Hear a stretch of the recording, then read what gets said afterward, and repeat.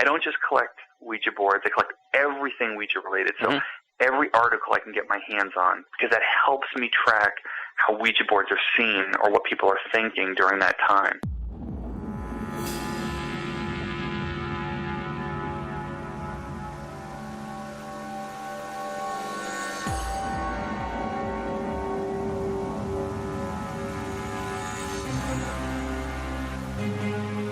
What fascinates me with the Ouija board is that it has captured, the imagination of this country for over 100 years. If there's a danger in using a Ouija board, there is danger in all spirit communication, because I don't know who we think we are that we think we understand the rules of what spirits can and can't do.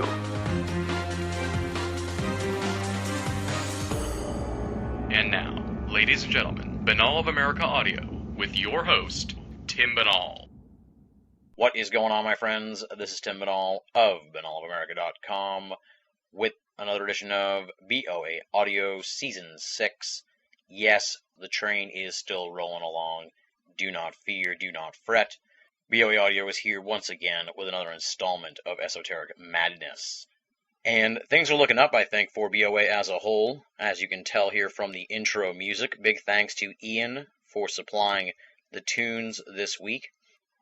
We've got a few other different samplings in the mix that will be rolling out over the next few weeks and months here in Season 6 and beyond. So anyone who wants to still contribute music to Banal of America, just write to boaaudio@hotmail.com and we'll be happy to give it a listen. Now let's get down to business on this week's edition of the program. Very exciting show, very different, I think, from what you're going to hear on a lot of other programs. Continuing our theme this season, we're going to be exploring another fringe realm of the esoteric as we welcome the world's foremost collector, historian, and expert on the Ouija board, Robert Murch. I think folks are really going to enjoy this conversation quite a bit because Robert Murch's passion for the Ouija board is infectious. And as always on the program, it really is less an interview and more a conversation here this week on the show. We're going to be examining the Ouija board from a whole bunch of different angles and going down just a whole myriad of side roads over the course of this hour and a half. We're going to get into the Ouija board basics, including the distinction between Ouija boards and other types of spirit board devices, the history of the Ouija board in America from 1880 all the way to today, including the evolution of its popularity. Along the way, of course, we're going to address the long-standing idea that the Ouija board is dangerous or evil.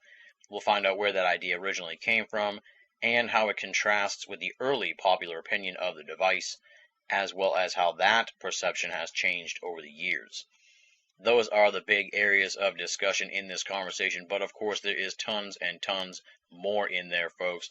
Lots of little details and side areas we explore.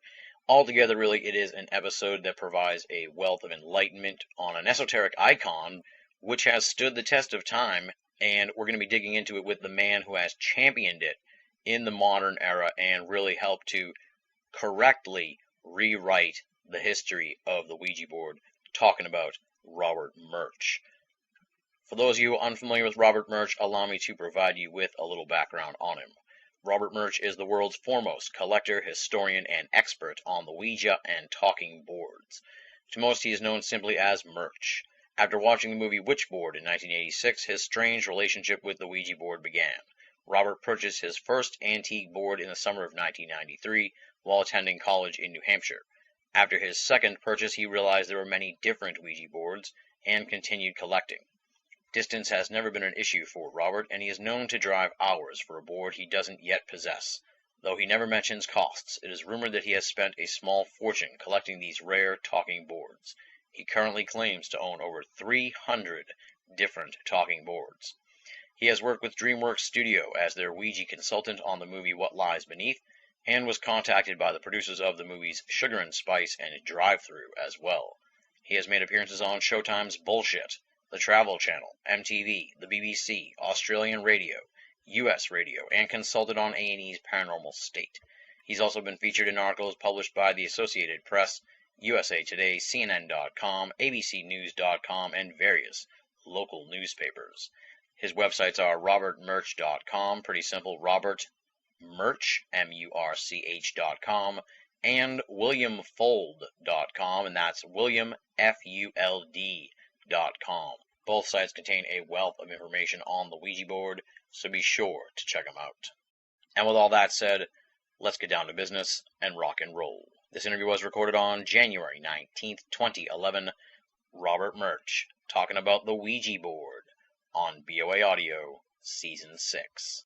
Ladies and gentlemen, welcome to another edition of BoA Audio Season 6.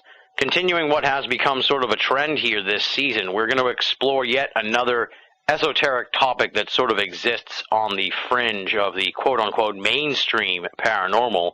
And this time around, we're going to be looking at the Ouija board and the history of the Ouija board in America, as well as talking boards in general. And I'm very excited to have our guest here on the program. Robert Murch, Jr. is the world's foremost collector, historian, and expert on Ouija and talking boards. He really is an amazing historian who has done just some remarkable research on the evolution of the Ouija in America and all the trials and tribulations of the makers of the Ouija board, and how what we're looking at today has quite a storied history here in America. And, I mean, as you'll hear when we get going on this interview, he really is a tenacious researcher on how this all unfolded, as well as an amazing collector of Ouija boards and talking boards. So I'm really looking forward to getting him here to talk about his research and his work. And of course, you can find out more about him at the website www.robertmurch.com, as well as www.williamfold.com, and that one's spelled William, then F-U-L-D.com. And we've been trying to get him on the show here for the last couple of months, and finally our paths have crossed, so I'm very excited to have him here on the program. He's from Boston, nearby BoA HQ, so that's always nice as well. Welcome to the program, Robert. I think we're going to have a fun conversation this evening. Oh, thank you guys so much for having me. Happy to be here. We'd like to start out here with the bio, the background, So who is Robert Murch? I know you like to just go by Murch, and I go by Banal almost exclusively, so we're in good company here. So, who is Murch? How'd you get interested in the Ouija as well as the world of the esoteric, if you will? Well, I was kind of had an interesting childhood. I was raised Orthodox Jew, which I'm not practicing anymore, but in any Orthodox religion, you tend to be somewhat spiritual. So, ghosts, all that stuff was just kind of, obviously existed, and in my family, it just was kind of, there. So, when I was in college, I was in a quad, so I had 4 guys that I shared a place with, and basically, three of them decided they wanted to rush for a fraternity.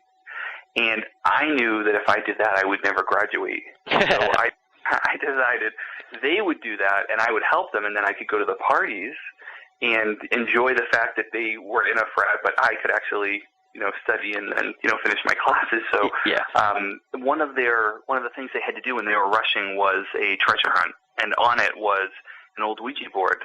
So I used to go to flea markets, antique stores with my dad, and so on the weekends I came back and picked up a bunch for them. And when I left UNH, I was packing up, and I had 10 different Ouija boards, and they were all different. Oh, wow. And I thought, well, that's really weird. I mean, I never really looked at them before, right? So how can they all be different?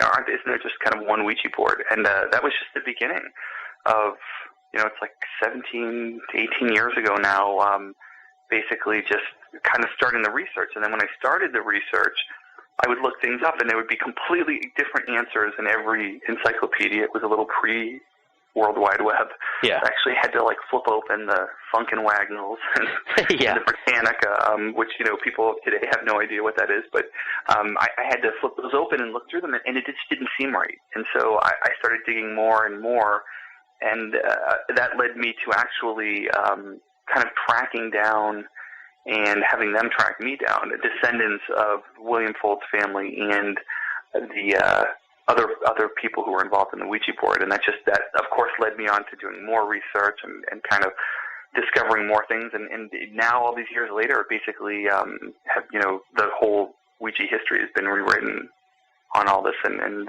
lots of other people have gotten involved, and I've gotten to kind of work on movies, TV shows as Ouija consultants. It's kind of a wild, crazy ride. So that's kind of where it started, and it's kind of today, my mom is really proud of me that I'm considered a Ouija expert. That's what we're all looking for, isn't it, though? That's exactly what we're all striving for. Exactly. That's why you spent all that money on college for, so it's fantastic. But, it is very interesting, and it mostly, what fascinates me with the Ouija board is that it has captured, the imagination of this country for over 100 years. And, anyone who's involved in this subject, there are many different tools to explore the paranormal. And as we see, a lot of them kind of come and go within a year, and then there's the next tool. Yeah. And very, very rarely does something stick around that long. And also, you could walk up to some people and be like, hey, do you know what a K2 meter is? And if they're not involved in the subject, they're like, what the hell are you talking about? Is it a pregnancy test? Is it what is that? Yeah. You ask anybody on the street, even young kids today, hey, you know what a Ouija board is? They always know what it is. So it's this kind of neat kind of aberration of in this world of like things, fads coming and going, that it seems to kind of catch its fad every generation. And, every generation feels like they've kind of like this first time they've not invented it, but they've kind of just been the first people to find it. And, it's funny. And that how we perceive the Ouija board today as being kind of dangerous or a tool of the devil or just, a doorway, to the occult. Those things, that's a fairly new phenomenon in the life of the Ouija board. Most people, we tend to see things in the lens of today. Yeah. And if you talk to your grandparents or great-grandparents and you ask about a Ouija board, they're like, oh, my God, I haven't thought about that. We used to have so much fun. I mean, they were things that the whole families played with, starting in the late 1800s and straight through until the 1960s, 1970s is where you really started seeing Hollywood take an interest in using the Ouija board as a great visual tool for spirit possession, demon possession, or just, conjuring something that's bad. And we don't realize how much that impacts, it throws back, it's like, art imitating life or life imitating art. There's kind of this, symbiotic relationship between the two. And so, you see it in movies, then all of a sudden people started playing with Ouija boards, having a bad experience, and then it builds and builds and builds. So the Ouija board has a unique true life history, and then it has these kind of urban legend history and life on its own. And they don't equal the same thing, but you don't want to kind of demystify the mystifying oracle because it's what makes it so popular, 100 years later. Yeah, absolutely. Yeah, you touched on a whole bunch of different things that I have here in my notes, so that was great. It's remarkable that there's so much history and so much power can be found in a simple, piece of cardboard nowadays. I presume that's what it's made of now, or a little piece of wood or something. It's like, and as you're saying about people, everybody sort of has it's like a rite of passage almost. Everybody has their Ouija board story, so it's pretty remarkable to think about. Now, I guess to sort of delve into the history of the Ouija board. Obviously, as we'll sort of get into, the actual word Ouija is really an American thing. I mean, that the word Ouija came from the people who developed it here in America. But what was the history of? I guess you could call it the talking or the spirit board, before it arrived in America. Well, it's interesting. The term talking board, that's actually an American invention as well. So oh, okay. What we know as far as talking boards, and talking board being the general term for these type of boards. Ouija, though it's the most popular and the first kind of commercial name, is a trademark that's currently owned by Hasbro, and Parker Brothers is a division or a brand of Hasbro now. And so it's kind of like Kleenex. I was just going to say that. Yeah. Or Xerox copy, you really mean photocopy, because Xerox is actually a brand. So it was the first commercial talking board. So we kind of, we use them interchangeably, but technically it's a version of a talking board. So talking boards, we know there was an article in 1886 in the New York Tribune that was talking about the talking board sweeping northern Ohio. And so we know that these boards actually existed, 4 years before Elijah Bond files for a patent in Baltimore. Now, what's really kind of cool is, so I tracked back, wait a minute, first of all, how do you get a patent on something that already existed? Yeah. And the other thing is, well, how did he find out about it? So basically what happens is he was in the Civil War, and during that time in 1886, Elijah Bond was actually in Ohio at that time. Oh, wow. So my guess is, again, I don't know this for sure because I wasn't there, and the Ouija board did not tell me this. But logically, if he's in the area, it's hitting the news, it's probably something he saw. Yeah. And, he gets back into Baltimore, and Elijah Bond was a patent attorney, as well as just a regular attorney. And so he decides probably, like these things are cropping up. People are homemade making them. I could probably patent this and then sell it. That's basically what he does. So he comes up with his patent on the talking board, and we know he didn't invent it because they were existing, prior to his filing them. And, he sells it to two individuals, William Maupin and Charles Kennard, and that's the beginning of this Kennard Novelty Company in Baltimore, that the first company that commercially sells talking boards and the Ouija board. It's just kind of neat because the talking board is the combination of two things that we see happening that come from other places. So there's the dial plate board, which is basically what was happening in Europe, and it was a similar thing, usually round, and it would have a pointer, kind of like a fixed, almost like a dial, and it would point, it would turn and kind of just pick out the letters on an arc. And that was expensive. It never really took off in the United States, though there were some made here. And then there was something a little older called the planchette. So today, we call the pointer to the Ouija board a planchette. But prior to the talking board, the planchette was a device on its own, and it was used for automatic writing. So if you imagine the pointer of a planchette, this heart-shaped device, bigger, kind of about the size of your hand. Okay. And in the point would be a hole where a pencil would go. That would become one leg. And at the larger two sides of this heart-shaped device, there would be wheels and casters.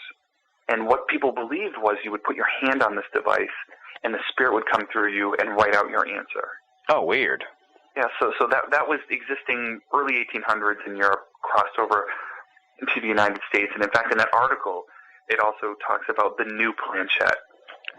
So the planchette and these dial plates like merged. People were using kind of both of them, and then just thought, well, wait a minute. What if I just put this? What if I put like the other end of the pencil where the eraser, just the end of the pencil would be? It makes a leg. It could actually point out letters. That might be faster than or trying to read handwriting. Yeah.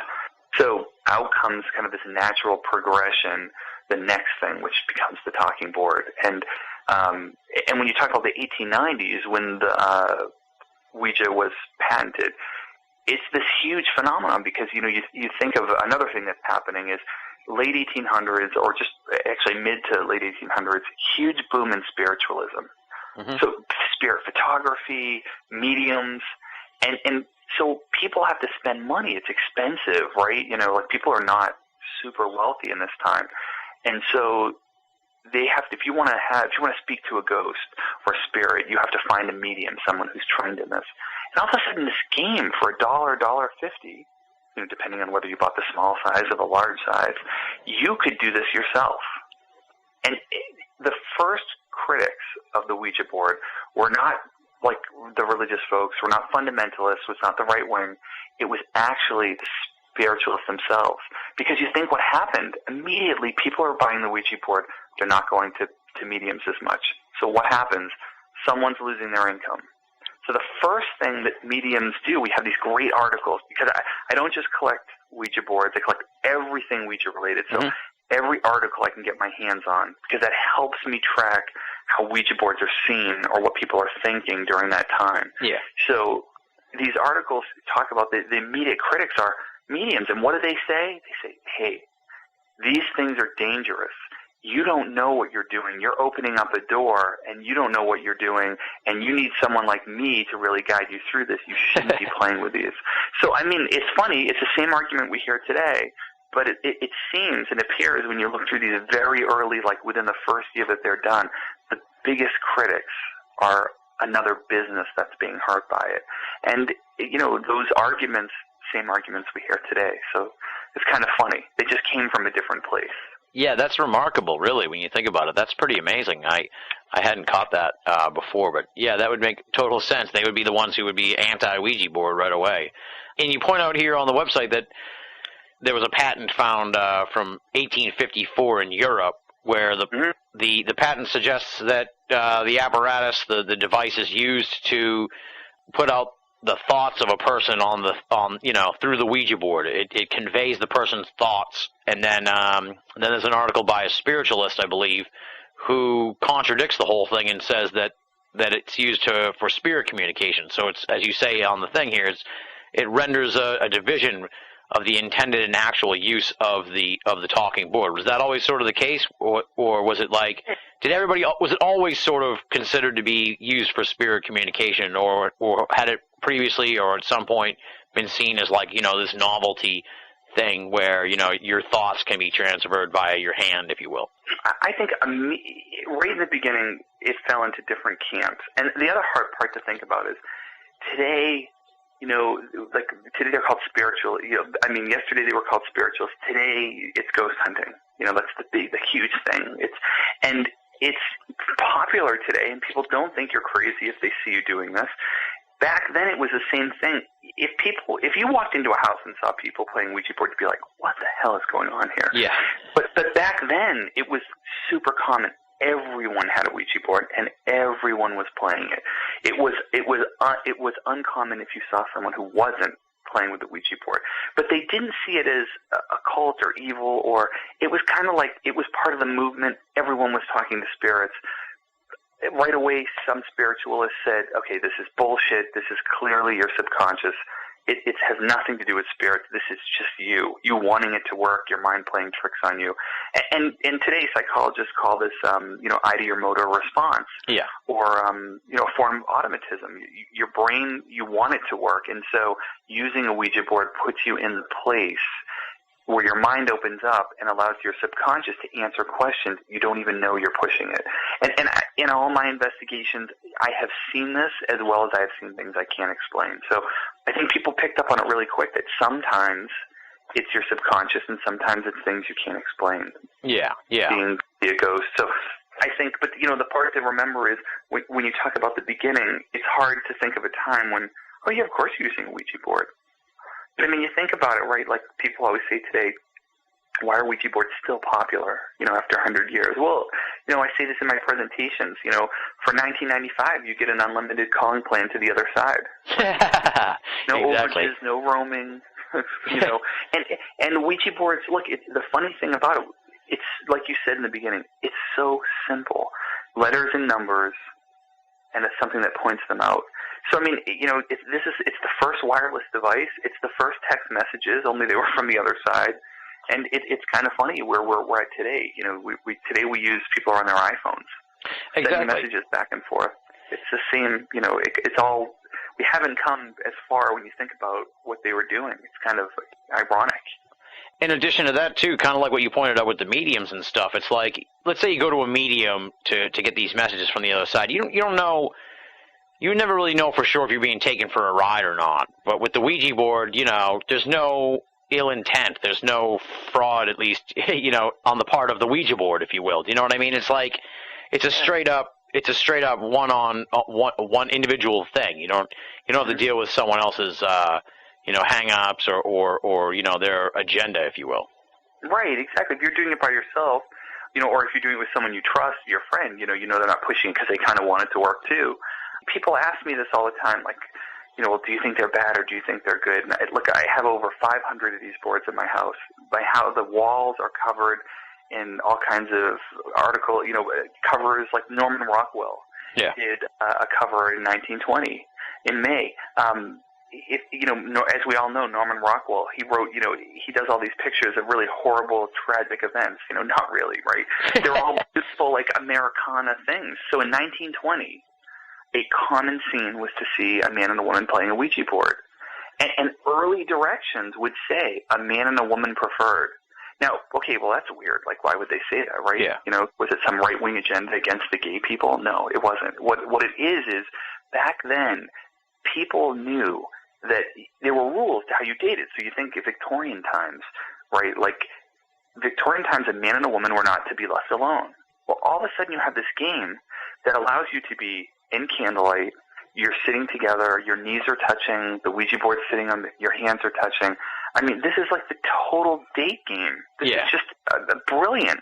And in that picture, if you look in the picture of Norman Rockwell, the woman is looking up, like as if to look to the spirits for the answer. The man has a smirk on his face, and he's looking at her chest. It's a brilliant depiction of time that has not changed in the least bit. It's the same story. And so, again, another reason why is it so popular? Because it's still a great thing to do with your date, because as soon as they get scared, whose lap are they going to jump in? Exactly, yeah. For me, I have 500 of these things.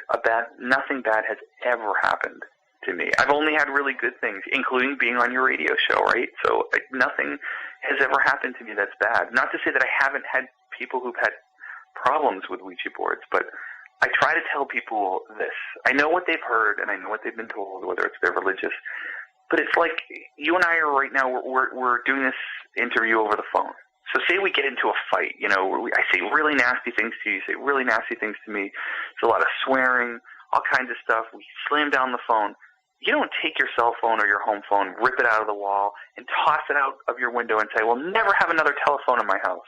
Yeah. It'd be insane. Why would you do that? But if someone has a bad experience with a Ouija board, they take it out, they want to burn it, they want to throw it out of their house. It's like, wait a minute, the Ouija board didn't do this.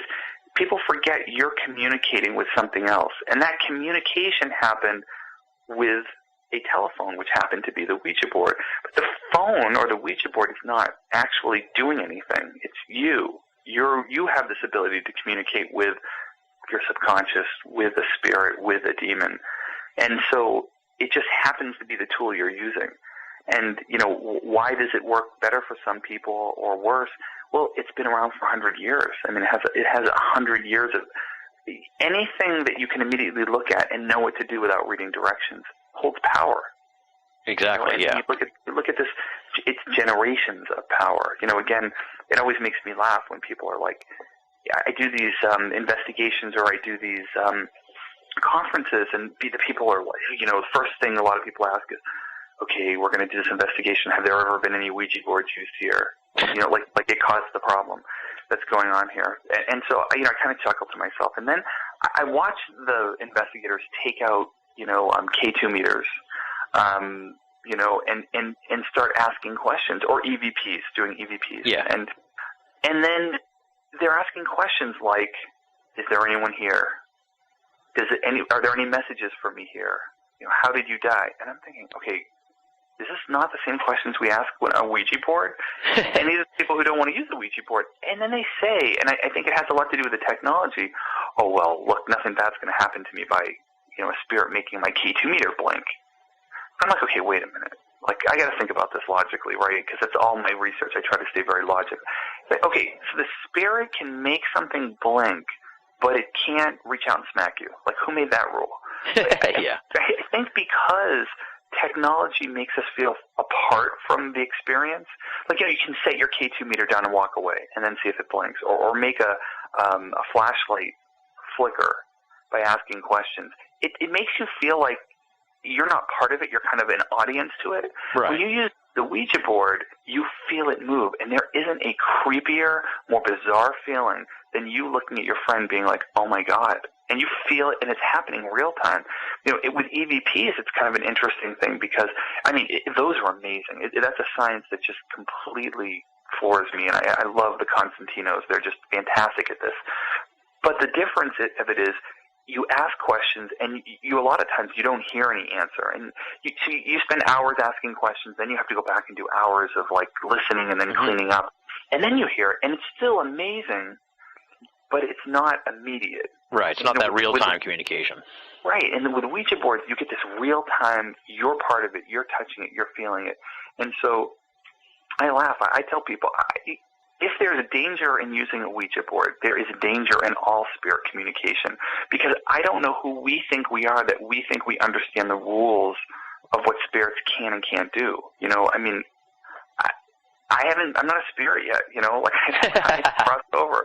So I don't know what the rule book is, but I just somehow have this bizarre feeling that it's like, oh God, they're using a K2 meter. I can only make it blink. I can't do anything.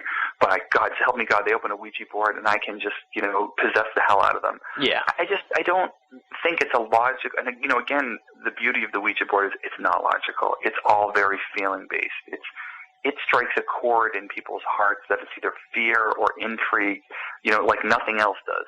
So I don't want to, again, you know, demystify it, but in my logical head, I do chuckle and laugh when I hear people explain to me that, you know, doing all these other things, reaching out to a spirit and invoking and trying to start a communication puts them at any less danger than sitting down with a Ouija board. It doesn't make sense to me. And I haven't seen it. You know, the other thing is people believe that there are huge amounts of evidence that show that Ouija boards are bad for your health and for your mental health and your spiritual health. And I'll tell you this, just to see if this was true, part of my research, I try to fall on every side. I stay very, very non-committal. I just want to see the facts. Yeah. And so I called up the top 10 medical facilities in the United States and the top 10 psychological facilities in the United States. And I asked each one of them in the past 1, 5, 10, and 25 years, how many patients have they had admitted or cases that involved Ouija board use? You know, and besides them thinking I was completely insane for asking this, the answer in all of those cases was 0. Wow. So you now you could say, okay, well, you know, no, they would have gone to their priest. You know, and unfortunately, I have talked to the Vatican. They will not release those numbers to me. But I'll tell you, no matter how religious you are, if someone starts like babbling and acting crazy and, you know, flipping around and, you know, trust me, you're going to call a doctor. Yeah. Like, they're either going to go to the hospital or they're going to go to the funny farm. Like, yeah, first, exactly. You know what I mean? Like, they're going to be evaluated in today's, you know, in our world of kind of modern medicine. So even going back 25 years, you may end up at your priest. But even, for example, in the Exorcist movie, it all starts in the hospital.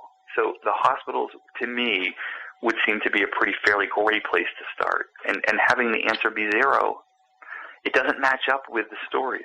So again, you fall into the urban legend or what we call Ouija-sticians. I like that. So next to, and you know, and the Ouija-sticians are great. I mean, you know, the whole thing of you shouldn't burn a Ouija board because if you burn it, you'll feel like you're burning yourself, or if you bury it, then you'll feel like you're suffocating being buried, and don't play it alone because if you play it alone, the spirit has more power. And I'm not saying any of those things can't happen. You know, anything is possible.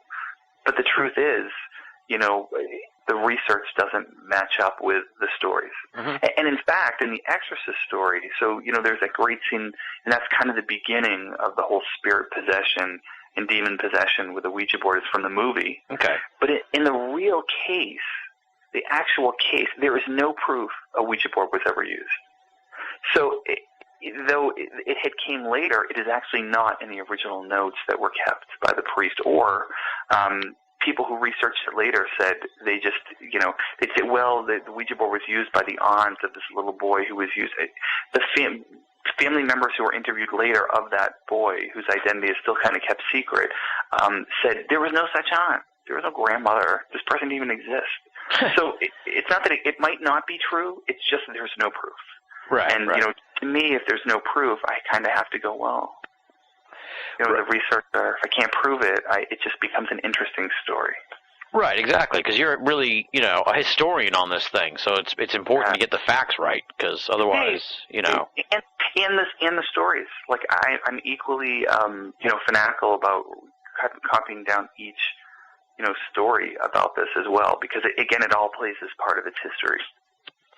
Now, I guess talk a little bit about sort of the trials and tribulations of the early, you know, the early Ouija in America, how, you know, it seemed like these guys, which I found it really interesting. It goes to what you had said earlier here, These guys who sort of started the factory and started, patented the Ouija and everything were politicians and lawyers.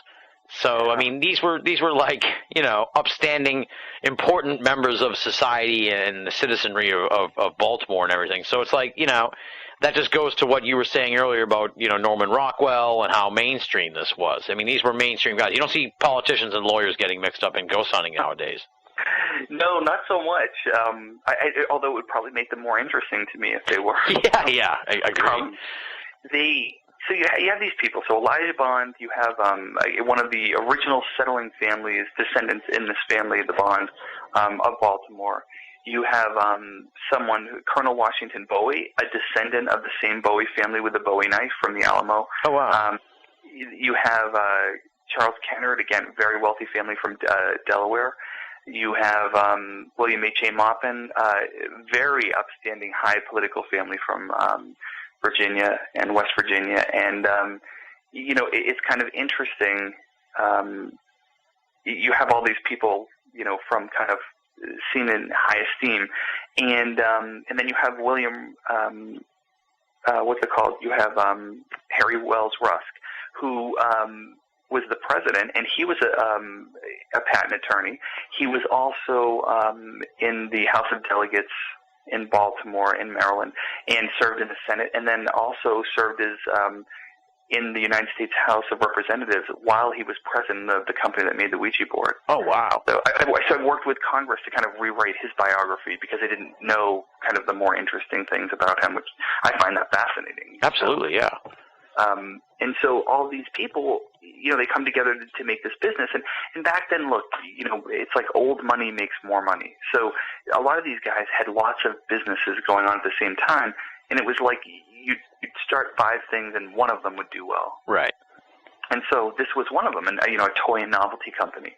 And so, what happens when they start a business making all kinds of toys, the Ouija board takes off like boom, like wildfire. And so immediately what happens is Washington BoA, who was the person who kind of had his hands on the purse strings, and he was the person who kind of put in the most money. In the original agreement, it said basically this was the company and these are the people who would be involved for the first year. And, Washington BoA is like, hey, I can do this by myself, really. I don't really need all these people. He keeps Harry Wells Rusk and boots out the rest of the people. And he even boots out Charles Kennard, who was the namesake of the company, the Kennard Novelty Company, and they changed the name to the Ouija Novelty Company. So you have Charles Kennard, who, he kind of sells out, and then it's like, oh my God, what did I do? Because the Ouija board just makes infinitely every year more money. So he tries it a couple times to kind of get back into the business, and he tries to make other talking boards, but there's a patent in place. And so it's hard to think that there's a patent that you can't make another talking board. But at the time, up until 1908, there was a patent in place. So he tried a couple of times, and they kept shutting him down. Yeah. Like you can't make it. And they brought a lawsuit against him. And so his family, his descendants will have gone on the record as saying they were very bitter. Charles Kennard was very bitter that he'd kind of got knocked out of this. But shortly afterwards, by 1891, Washington BoA puts William Fuld, who we see as kind of the father of the Ouija board. And he's working at the company, and he puts him in charge. And under William Fuld's leadership, the Ouija board becomes what it is today under him and his family. He just has remarkable marketing vision. I mean, he marketed this as, there was the mystifying oracle, and he knew exactly how to do this. As the occult is sweeping the nation. He made up all these stories about the Ouija board use, and he played it perfectly. He just knew exactly how to do this, and it's kind of thanks to him and his family. We're actually talking about the Ouija board, because I think if he didn't get involved and he didn't do what he did for it, as far as just making millions of Ouija boards and marketing them correctly, it just would have been a fad. Yeah. And his family. So William Fuld worked making the Ouija boards from 1890 in the original company, right up, and his family did until 1966 when they sold it to Parker Brothers. You found an article from the 1920s or 1920 when William Fuld said he made $3 million from the Ouija board, which in 1920 is like insane. So yeah, I mean, that just says what a huge phenomenon this thing was. Exactly. Here it is. you got this guy, and again, he was kind of a real upstanding citizen. He was also in the House of Delegates, serving in Maryland, and he also was a customs inspector. So you've got this guy whose people are like, you think of 1920, right? There are a lot of people out of work. The country is in, it's not a wealthy shape. And he's making $3 million, just unfathomable over Ouija boards. One product that he's making out of many. William Fuld actually made lots of other toys, including he invented the return pool table. So up until him, you just had pockets in your pool tables, and he kind of came up with the slat system. Oh, wow. That would return your pool table. So again, he's not known for that. No one cares because he also made the Ouija board. So yeah. That's more interesting, more fascinating. So it's pretty cool. And in fact, William Fuld said in 1917, the Ouija, he tells people the Ouija board told him to prepare for big business and to build this big factory. So in 1917, he starts to build a one-block, three-story, what was considered in Baltimore at the time, skyscraper factory that just, it made other toys, but its main focus was to make Ouija boards. And actually, I worked on that up until, I think it was 2009. 2009, I finally worked with the mayor in Baltimore and got it recognized as a Baltimore historic landmark. So today you can go actually see that factory. It's a home for the elderly, but the building will not be torn down now because it's a historic landmark. That's amazing. It's amazing just to think that there was a Ouija board factory somewhere, back in the day, Yeah, there was tons of them. And that's the other thing that happened early on was the minute you have something popular, you have people making kind of fake Ouija boards. Yeah. So tons of them. I mean, people had huge businesses. They tried to call it Ouija, and then they would get a letter saying you need to stop. And so there was like the Ouija Queen, the Michi Minuto board. There were all kinds of boards, and that's where the other names came from because people couldn't use Ouija boards. So besides talking boards, you have spirit boards, witch boards, fortune-telling boards. Yeah. It's all kind of part of the thing. Today anyone can make a talking board. You just can't call it a Ouija board.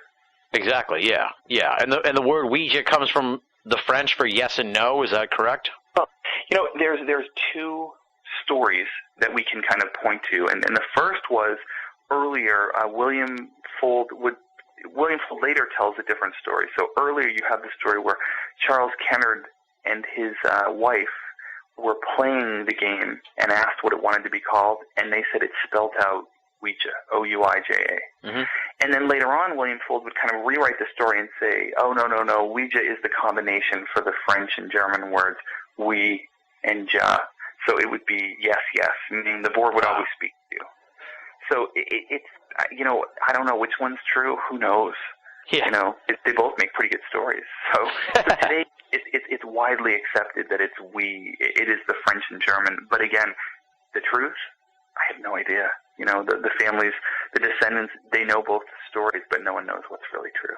Yeah. Well, you've done an amazing job of, we have this expression here in the world of ufology with regards to studying Roswell, the race with the Undertaker, to speak with witnesses and, to speak with people who may have heard secondhand stories and stuff like that about that event. I mean, you're talking about a whole, 2 generations prior to 1947. I mean, so you're in a serious race with the Undertaker to get some of these verbal histories down on paper for people who, whose parents and grandparents were the Fulds and the Kenners and the other people involved.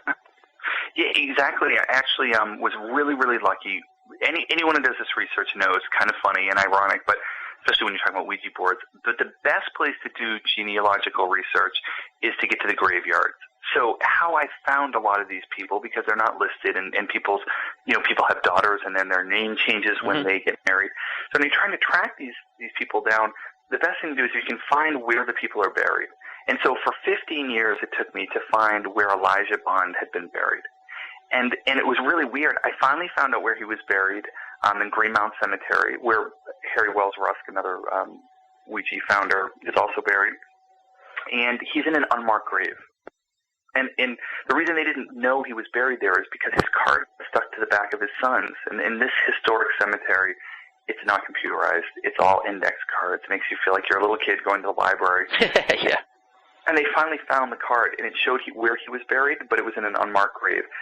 And then at the same time, I found his great-great-grandnephew in a lab. And he gave me to his mother, who had been his great-great-grandniece. And she put me in touch with her father, who was the grandnephew of Elijah Bond, so Elijah's brother's grandchild. So he was 99 years old. Oh, wow. And so he gave me this interview. Now, he knew Elijah Bond. He died, Elijah Bond died when he was 12. So he had memories of his, of his great uncle. And he told them all kinds of great stories. So he told me all kinds of great things, and he gave me permission to actually put in and raise money to have other people interested in Ouija boards kind of pitched in, and we put in this gravestone that has like Elijah Bond, patentee of the Ouija board, and on the back is his drawing of the Ouija board from his patent. So the back of his gravestone, this huge marker, is a Ouija board. Yeah. So people go see that now. Yeah, there's a picture. There's a picture there on your website. It's pretty cool of his Ouija gravestone. And it was, to me, honestly, it was a way to say thank you for giving me, at that time, 15 years of this hobby that had taken me everywhere from, studying the history in Canada, and I finished writing the history for Canada. It's a different history up there, kind of went on its own course up there, and so it's just taken me everywhere.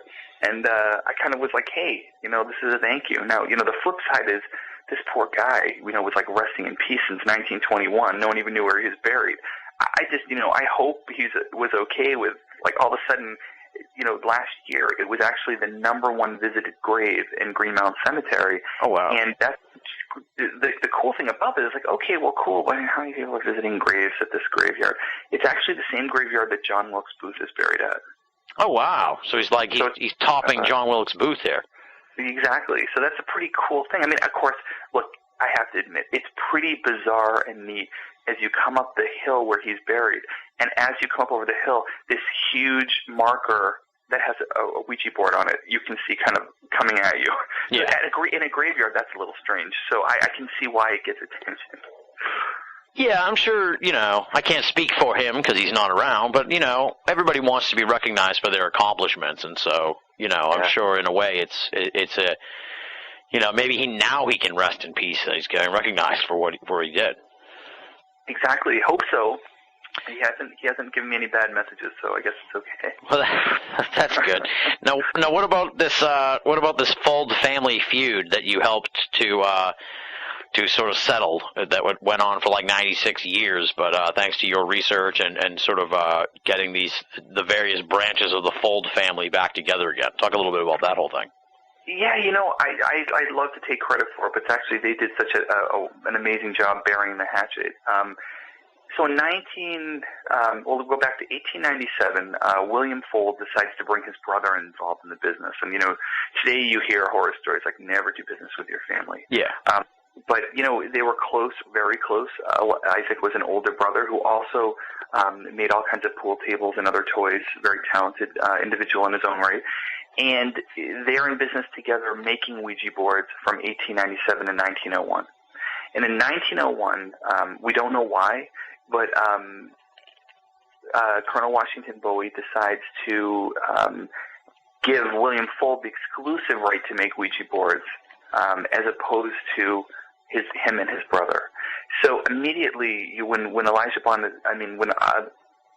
is kind of cut out of the business, it starts a feud, and no one knows why. Like, it's really interesting, but back then, when family fights broke out like this, people just stopped talking about it. Yeah. It was like this person and that side do not exist anymore. Mm-hmm. So they didn't talk about it with other people.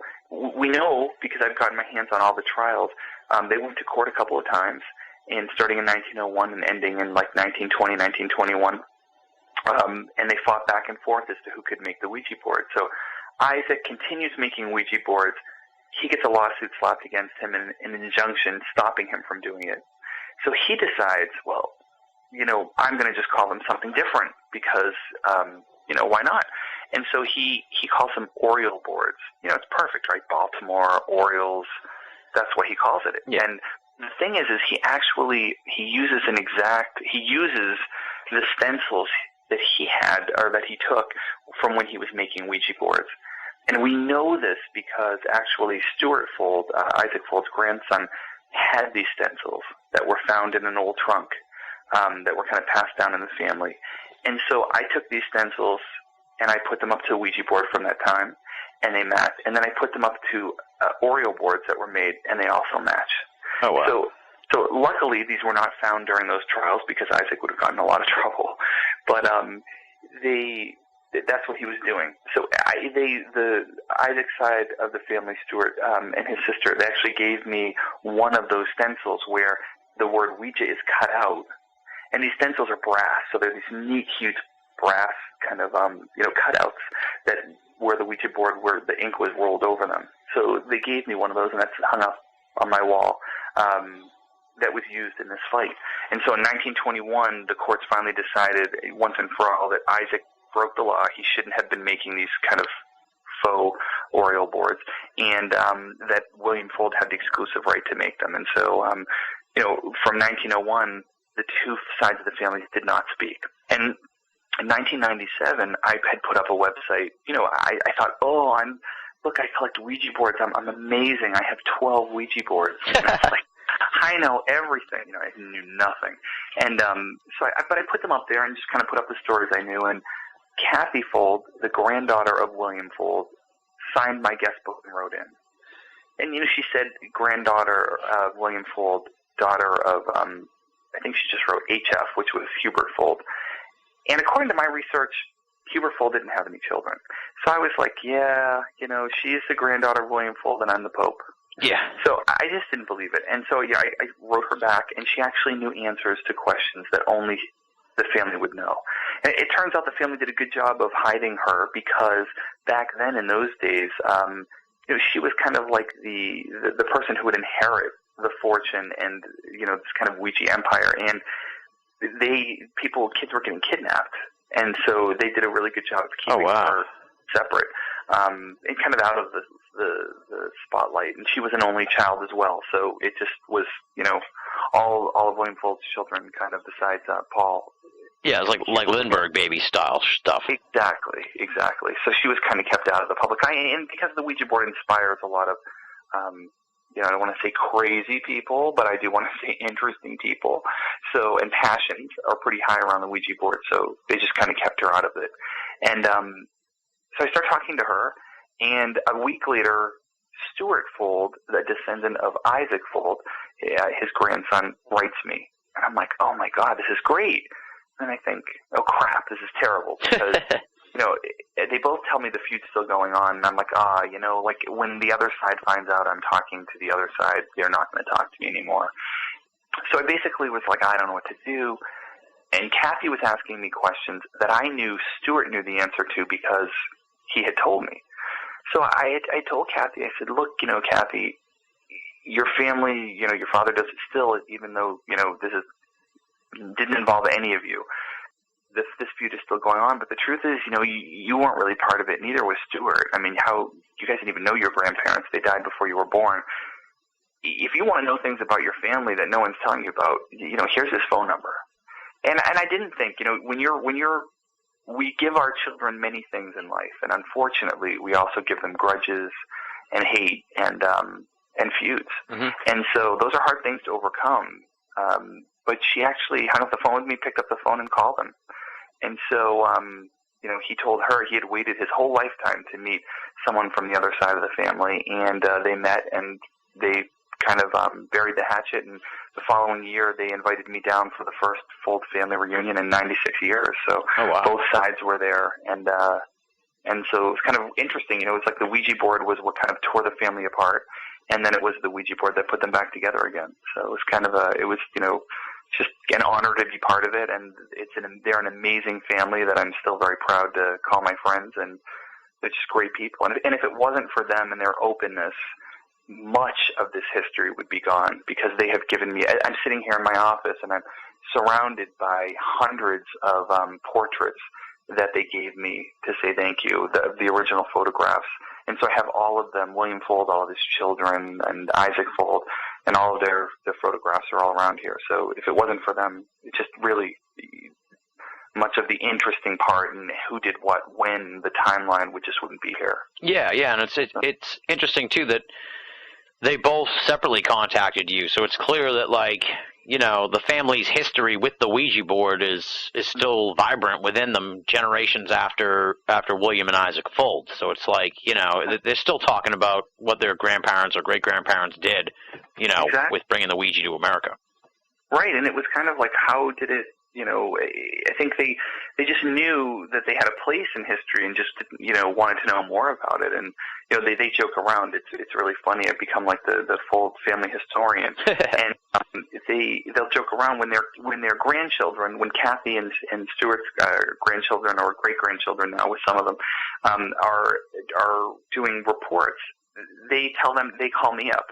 I'll be like, okay, now what did my great-great-grandfather do on this? And so it's great to see, you know, to inspire in their family. This is, you know, a legacy to their family, something certainly to be, to me, very proud of. You know, they impacted pop culture and religion and our ideas of the supernatural and paranormal and games, and just it hit everywhere. So it is a pretty proud thing. I think it's neat that I've called and contacted so many families that were involved in it, and I have never been turned away. Like, I always, you know, I say I'm interested in this person. I believe they're a descendant of yours. And I know eventually I'm going to have to get to the Ouija board thing, and I'm always just like, you know, I'm going to say it, and they're just going to be like, hang up the phone on me. Yeah. No, I don't want to be a crazy person. I don't care about the Ouija board. I've never had that. Elijah Bond's great grandnephew, or his grandnephew, he was actually wonderful. His name was Walter Dent, and he always knew that Elijah and his family had something to do with the Ouija board, and his family, his daughter and everyone told him, oh, you know, you're full of crap. Who knows? They don't know anything. So it was really funny. His daughter was like, I can't believe he was telling the truth all those years. You know? And so what was great was he was 99 years old. And, you know, 6 months after I did the interview with him and he gave me permission to do that, he passed away. So it is many of the people I interviewed originally, up to the grandchildren of a lot of those people, have passed since. And those people, sometimes you get, well, my father always said, but basically at this point, all the people who were there or who knew them when they were younger are gone now. So it was fascinating, but it was, you know, it was a huge race against time. And then, of course, I always get the joke that says, well, you could always talk to them through the Ouija board, you know, like, so, but which I guess I could, but it's always kind of nicer to talk to them while they're still alive. Yeah, absolutely, absolutely. I do not, for one, think that the problem was that the band was down. I think that the problem may have been that there was a Stonehenge monument on the stage that was in danger of being crushed by a dwarf, all right? That tended to understate the hugeness of the object. You're listening to Banal of America Audio. Look, see? Still got the old tagger on it. See, never even played it. See? You just bought it? Don't touch it. Don't touch it. I wasn't going to touch it. No, don't touch it. I was just pointing at it. Well, don't point even. Don't even point? No, it can't be played. Never. I mean, Can I look at it? No, you've seen enough of that one. You do a remarkable job, as we've sort of gone over here, of tracing sort of the trials and tribulations of the industry, I guess you could say, of the talking board and the makers and stuff. And you say that the talking board industry saw renewed interest in the 1940s. So I guess talk a little bit about what spawned that, and maybe backtrack us a little bit to, you know, we've established here that it was booming in around the 1920s or something like that. What happened? Did it sort of dip down with the Depression and everything, and then come back, you know, after the war? What's the ebb and flow of the popularity here on that? So what happens is we have the initial takeoff of like the 1890s, 1900s, mm-hmm. and then 1920s, 1940s, 1960s, and then today. And what always happens to the Ouija board is a couple of factors that happen. So wartime always makes the Ouija board do well. And early days, it would be because we didn't have, or we can attribute some of it to people would use the Ouija board to get answers about their sons that were overseas. And there were no telephones, and you barely got letters, and they took forever.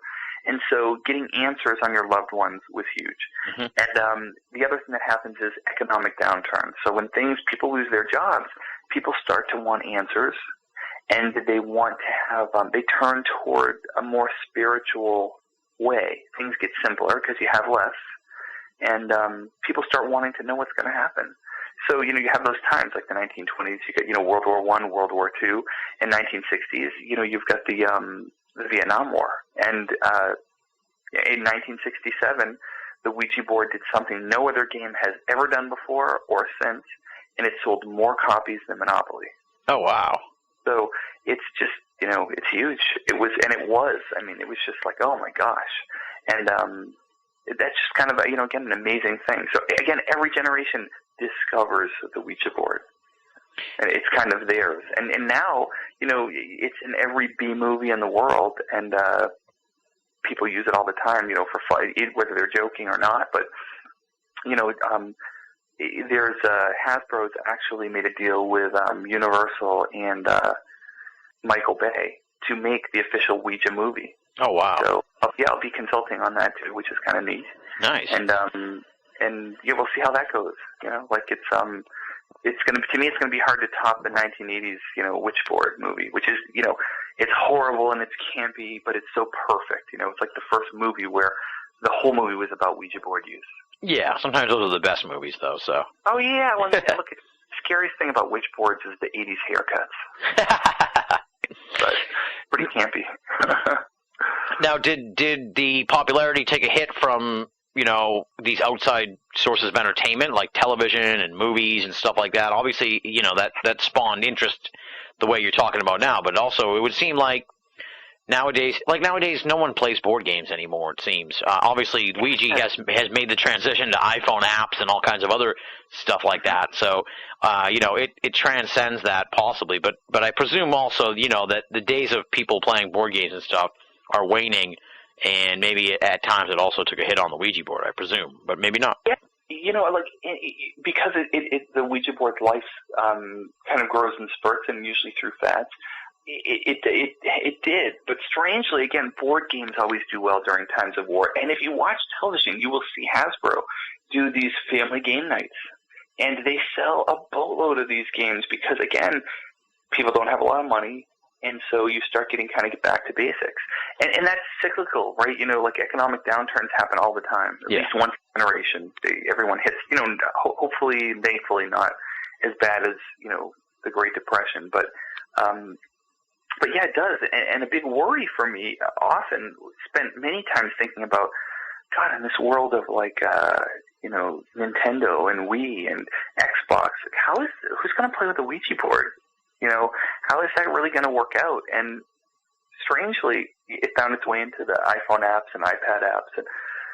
And now, for the first time, I will say, and I think this from my research, usually the Ouija board, as it gets popular, spawns interest in the world of paranormal.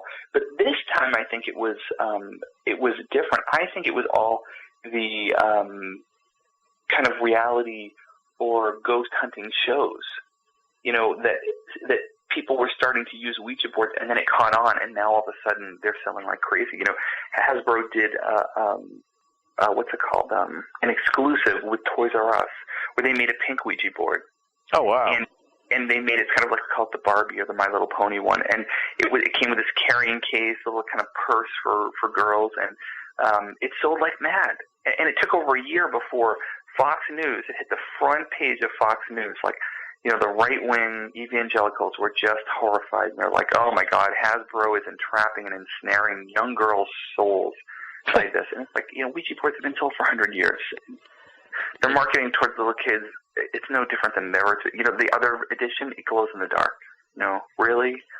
So it's kind of like, it's funny to me. It passed, and the exclusive passed. But actually, Ozzy Osbourne is offering a Aussie version with Hasbro of the Ouija board for if you buy their like exclusive or like the better tickets. I think they're like $333, and for the tickets, and you get one of his Ouija boards. That's a real official Ouija board, but it's all themed for him. So That's cool. If you like the Prince of Darkness, you can pick up his Ouija board. Now, have you worked with Hasbro at all, like with your research and you know, in any, even if it's just like a consultation role or anything like that? I mean, have they been in touch with you? Yes, absolutely. I talked with them quite a bit. They're great. You know, they're selling a game and a product, and they were very interested when I first contacted them a few years ago about it. When I read, it was, I don't know, 2 or 3 years ago now, that they had announced that they were going to do it. I actually saw an interview, or was reading an interview online about 1 o'clock in the morning with the CEO of Hasbro, and he was new. And Brian Goldner, and he was excited, and he saw potential in Ouija board. He's basically was saying, you know, this is an untapped market. It's a brand that everyone recognizes, and I think this is really valuable. We could do a great job, and we're going to do this movie. And I immediately wrote him and was just like, you know, hey, I'm really impressed that you did this. This is my background on the Ouija board. I'd love to get involved in this project and to kind of talk to you about its history. And it was really funny, you know, he's on the West Coast, and I wrote it at 1 o'clock in the morning. When I got up at 6 o'clock in the morning, he had already written me back and put me in touch with the people who are heading the movie project. So they've been fantastic to me. I've been out. So Ouija boards are also still made in the United States, whereas many of their games are made overseas. It's still made in Longmeadow near Springfield, Massachusetts. Oh, wow. Though it was made, you know, one time it was made in Baltimore, it was made in Salem, Massachusetts. Since the 1992, it's been made in Longmeadow, Massachusetts, so it still is.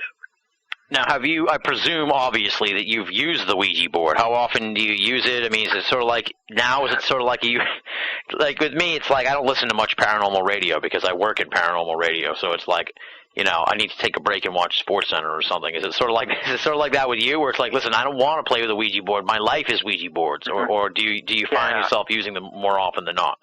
Well, no, I'm definitely completely obsessed with them for sure.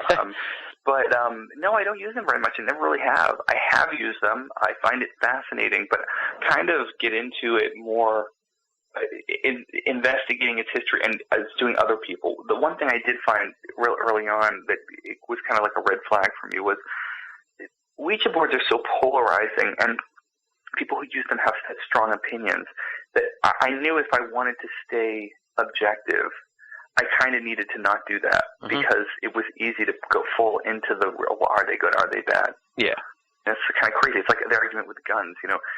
People have this a problem with guns, and I was born in Maine and have family and spent much of my life on a farm, or my early life.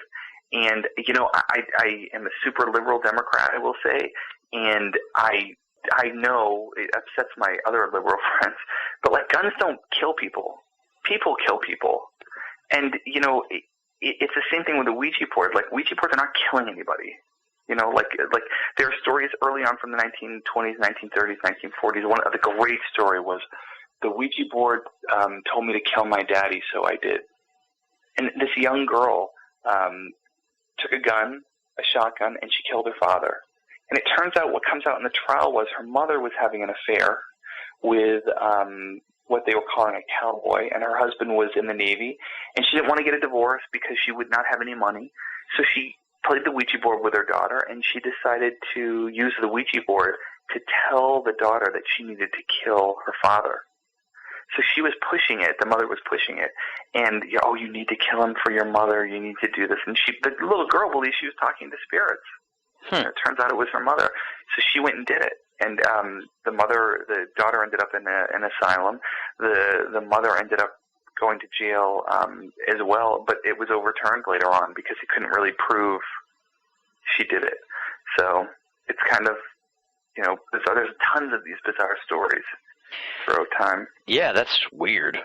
Jeez. Yeah, it's really weird. But I mean, again, it's people. I guess the point of the story is, you know, Ouija boards don't do this, just like guns don't. I mean, okay, granted, I don't think maybe the average person needs an Uzi or semi-automatic weapon. Yeah. So I don't really find much support in that, but I don't. It's not the actual weapon; it's what people do with those weapons.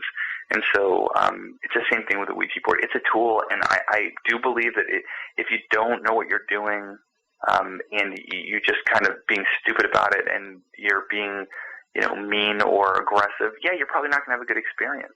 And the neat thing about, again, we always put Ouija boards separate, but you think about it this way: the Ouija board is most people's first experience in the paranormal, and like many other things that we have first experiences, it's not that great.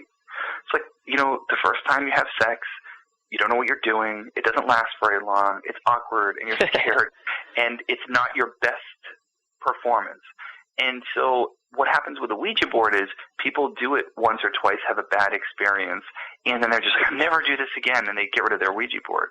Luckily in sex, we keep trying and practicing until we make it perfect. So, unfortunately for Ouija boards, they try them a couple times, they end up in the closet. But, I often say, like, Ouija boards, it's funny because the industry, ghost investigating industry is starting to re-embrace Ouija boards. People who said they'd never sell them are selling them. The shows are showing Ouija board use. People are not, it's like it's turning, the tide is turning towards them. And I love to see that. It's fantastic to see people kind of looking at it more objectively than just what someone told them about it. But, it's just kind of interesting to me because Ouija boards are much like the gateway drug. It's kind of like marijuana. It's where people who get into drugs start. And for the paranormal, it's where it starts. Most of us and all these people who investigate ghosts, their first experiences with the Ouija board, and now they're like, should never use those. That's what invites, evil in. I just think it's funny. It's like, yeah, but, having a seance and walking around a room telling a ghost, I want you to hit me, I want you to do this. Like, well, wait a minute, how are you putting yourself in danger more over here than you are over here? Yeah, exactly, yeah, because you hear these stories about people, like you just said, challenging ghosts and stuff like that. That sounds a lot more dangerous or malevolent than playing with a Ouija board. Right, where you're just like, hey, is anybody there? As opposed to, calling it names and trying to get a rise out of it. It's like, yeah. I don't know. I mean, I'm not saying it's wrong. It also makes great television. Don't get me wrong. I love all those shows, and I love, I've watched The Ghost Hunters forever, worked with them. They're fantastic. Paranormal State, The Ghost Adventurers, great guys. All have their own thing going on. And it's funny, as I worked with them over the years, all these different groups, it's changed. One time I was doing in Cooperstown, I want to say it was Cooperstown in January of 2010, I got Hasbro to give me a bunch of Ouija boards. And we went and I did my kind of lecture, and then, asked the ghost hunters, hey, I want to give away all these Ouija boards, and I want people to use them during their investigations. And they were just like, oh my God, we're totally against them. We don't ever want them. And I said to them, I think if you would see if you just let me do this. At first people were like, oh, there's no way we want them. And then after I do the lecture and I go through the history, it's like everyone wanted one. Yeah. And then it was the best. You saw people running around from room to room in this hotel in Cooperstown with their Ouija board under their arm. And like we had Jason and Grant they were laughing their butts off. It was like, oh my God. And I was trying to show them, look, what's the difference between, you've got them using all of these tools, they're all trying to make contact. What is the difference? And same thing. The Ghost Adventurers are great. I mean, they've been kind of using Ouija boards and different things from the beginning. They were super open to it. I went up with them in Mansfield. Fantastic group of people. Yeah, well, I'm sure there's also a desire, I guess you could say, on the part of some ghost hunting groups and stuff to be scientific, you know what I mean? And so in turn, then they shun the Ouija board because that's antiquated, if you will. You know what I mean? Kind of goes back to what you're saying about technology. Yeah, exactly. It's kind of neat. You have like Bill Chappell, who's done all these great things like the Obelisk. I mean, they're just, to me, they're like electronic Ouija boards. So it's just funny, to see how everything comes. But yeah, and then you've got, different people who want to try.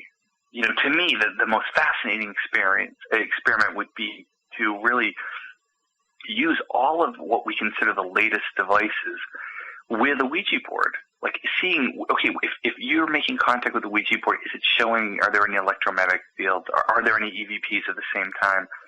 which thing is working and is it getting picked up across the board. So those would be neat to see. I'd love to see more of that. All right. Now here's a story that someone posted on my forum about the production of the Ouija boards, and I'll see if you've heard this story or if there's anything to it. Clendenin said he knew a guy that worked in the toy industry in Cincinnati at Kenner, and he said that he heard a lot of secret stuff from the toy industry, and he sort of laughed at him, saying, what kind of secret stuff could you hear? And he told him this story about the Ouija board, and it said, let me find the right part here. It says, anyway, somewhere in the company's past, they made Ouija boards, competing with the likes of Parker Brothers and Milton Bradley and various others. So this might have been like a Ouija knockoff or something like that.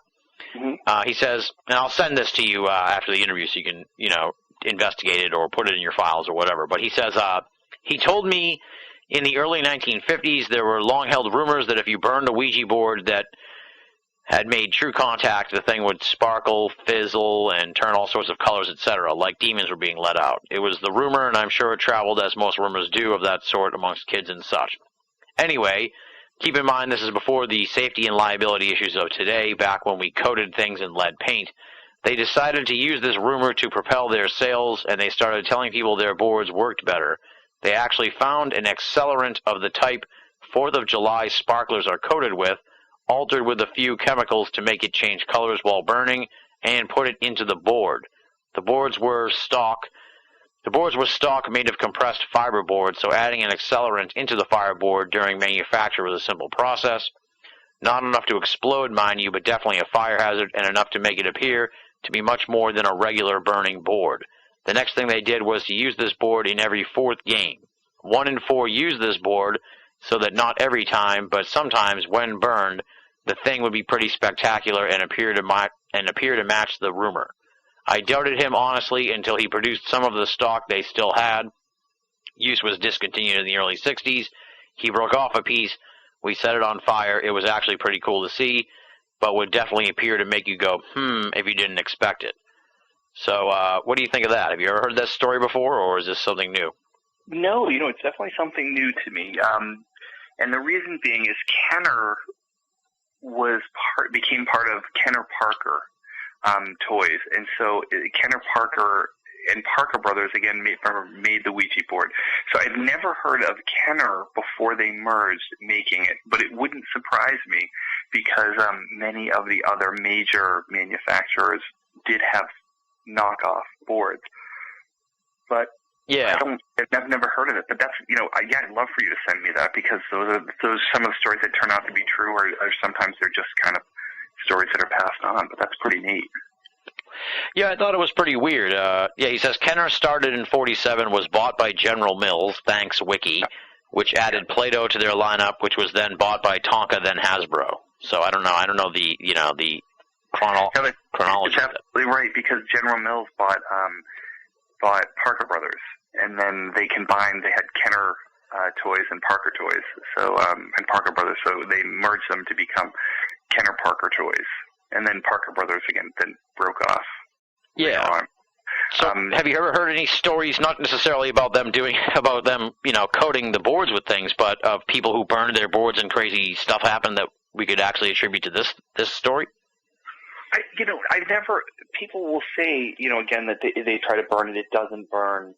They have to keep lighting it on fire, it won't burn. And I always kind of, scientifically put that to, that compressed fiber board or masonite or press board, back then, like that article said, or that letter said, that they didn't use great things. Who knows what's in that crap, you know what I mean? Like, there was no, regulations on what you could, putting different preservatives in wood and... Yeah, it could be asbestos for all we know. Exactly. I have some early boards that used to glow in the dark from the 20s and 40s. That who knows what the hell they used to make those things glow. I'm sure it definitely would not pass the safety standard test, today as to what they make things glow. So it always makes me laugh. It's like, oh my gosh, Yeah, I'll send you the post here and this guy's contact info. Maybe you can get some more info on what he's talking about. I thought that was a pretty weird story. Now, what have you must have heard of this story of Emily Grant Hutchins and the Mark Twain book. What do you think of that whole thing? Yeah, many things. There's before that there was Pearl Curran, and there are many stories which again propel Ouija board use, and that's the belief that someone is using a Ouija board to kind of funnel someone famous or another spirit and write. And again, you just touched upon another one. Actually getting Mark Twain to come through and write novels. And the thing is there's never any proof anyway, and then you'll have literary people go through and say, oh, it is him. No, it's not his style at all. It's like, I can't imagine writing a book through a Ouija board. Yeah. You know how long that would take? I mean, my God, the patience you would have to spell out every word letter by letter, but they did it. And, actually there were quite a few people who did, quite a few books and hundreds of pages of prose and poetry. Oh, really? Wow. So, and there's actually, there is a great book. I can't believe I'm not going to remember the two sisters who wrote this book. Hopefully it comes to me. But it's called The Book of Inspiration. And it's actually, God, I hope the names of them come to me. They wrote a book, and the whole message was supposedly given to them through their spirit guide and through a Ouija board. So it's still today, the same thing is happening. Now, do you think that the Ouija board's always going to be sort of stuck with this cultural baggage of it being occult and sinister now that it's become, this has been going on for a couple generations now at least, that sort of idea that it's dangerous and all this other stuff? You think it'll ever shake that off, or it's going to always sort of have that on it? I think we'll always have it. We live in a world of like instant media, right? So like we have cable news like telling us every time someone crosses the street when they're not supposed to. And so you think about what makes like Fox News, right? Fox, the only things that makes Fox News, it's never anything good. It's always the most outrageous, horrible, horrifying story. Yeah.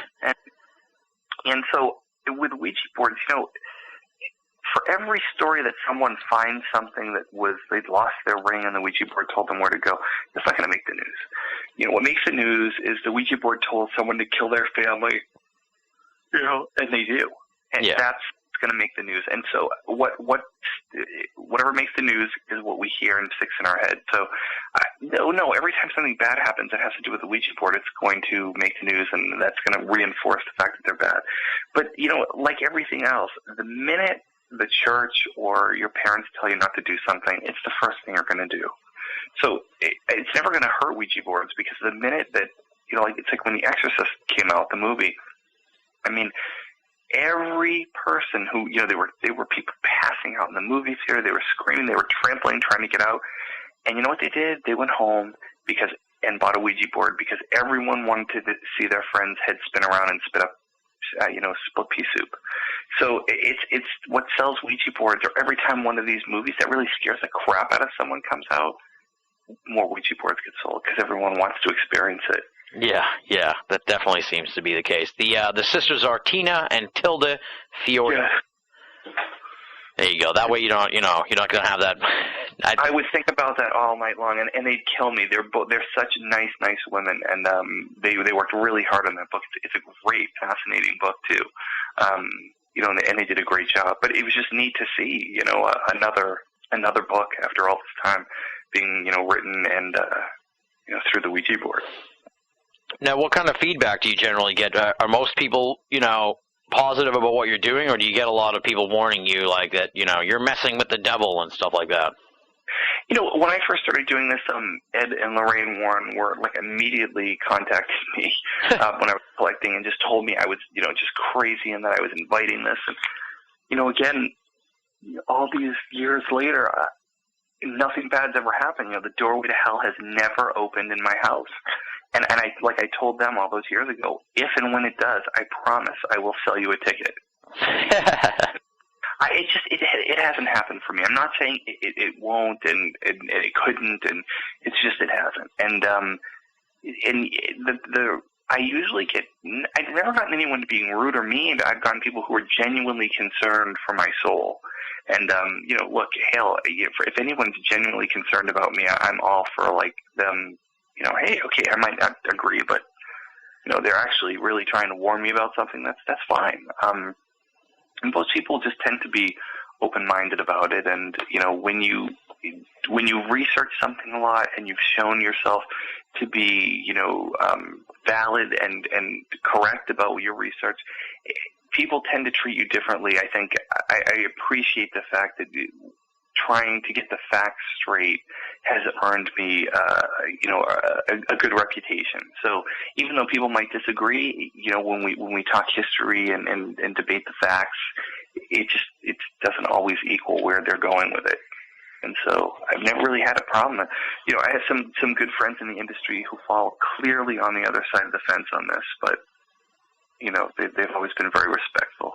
Yeah, well, I think a lot of it too with the Ouija board is, and I guess you could say I'm sort of an agnostic skeptic or something along those lines, or I'm an open-minded skeptic. So I've never used a Ouija board. So although after this interview, you're making me want to use a Ouija board, and I've had other guests on the show who are like, "Don't go there, man. Don't even go there." So it's like now I'm getting conflicting messages here, but I think if it really is truly, a gateway to the other side, I think a lot has to do with the energy that you bring to it anyway. And I mean, you have this like love for the Ouija board, so I can't imagine why. I think what you put out comes back to you in a way. You know what I mean? Yeah, totally. I totally agree with you. Especially when you're dealing with something that has to do with, whether it's psychic energy or, your ability to contact the other side. I think what you take with you and what you bring with it, it definitely, you go into it with a bad attitude or being scared, and I guarantee you it's not going to be a great experience. Exactly, yeah.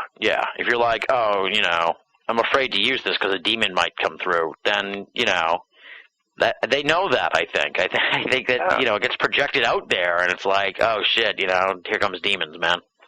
Exactly. They're just like, cool, someone wants to talk to demons. Awesome, and so, yeah, I do. I totally agree with you. And I also think, the other problem is when you're dealing with stuff like this and, you believe you can talk to demons and they can do really bad stuff to you, you have to be very strong, no doubt. And I think, unfortunately, people's first experience of the Ouija board, they're giggling and it's funny and it's cool and it's neat. And, if you can get yourself into trouble, I think, if you're really looking to. And, I've had some really cool discussions with people about some people, they do rituals or things to kind of cleanse the board or say a prayer or picture a white light. And I tell everyone when they ask me what should they do, you should do whatever you have to do to make yourself feel confident about that you're in charge and you're deciding when you start talking and you decide when it's over. And, whatever that takes. For some people, it's, it's using salt and saying prayers, and other people, it's just saying, hey, I'm large and in charge, and you're not going to do anything bad to me. Yeah, exactly. Now, I'm sure you've probably sort of gotten this question before, but it's like, I guess, as I sort of said to you, here I am. I'm sort of an agnostic skeptic or an open-minded skeptic about all this sort of stuff. I think that gives me the best position to look at all these different paranormal subjects, so I'm not just like a true believer on stuff. Right. But what's your take on the Ouija in general? Do you really think it is sort of this communication device with the other side? Well, I think it can be.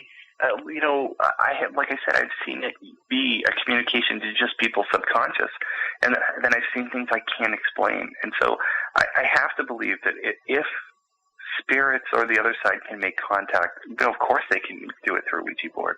But that's the whole thing is we're never really going to know until we're on that other side, I guess.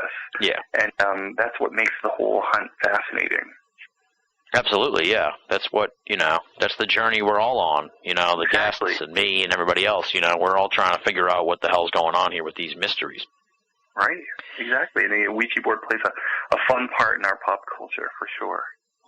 Absolutely, yeah. And it's remarkable, too, because the paranormal seems to ebb and flow and wane. And as you've sort of said, the Ouija board is this iconic piece of paranormalia, if you will, for lack of a better term, that has lasted all those years, over 100 years. It's a remarkable piece of equipment, and it's just such a simple piece of equipment too. It's really quite. I can understand your fascination and obsession with it. The more we talk about it, and the more you think about it. It's quite remarkable that this thing has captured the imaginations of people for over 100 years. Yeah, it's crazy. It was yeah, it's just crazy. It was it turned 120 last year, so wow, that's pretty cool. Now, is it still really huge in like Europe and Canada and stuff? I mean, is this still a worldwide phenomenon, or is it really more as something that's like Americana? It always is pretty good. I think it's biggest in America. Canada probably second because they're majorly influenced by the same things and see the same TV shows as the United States.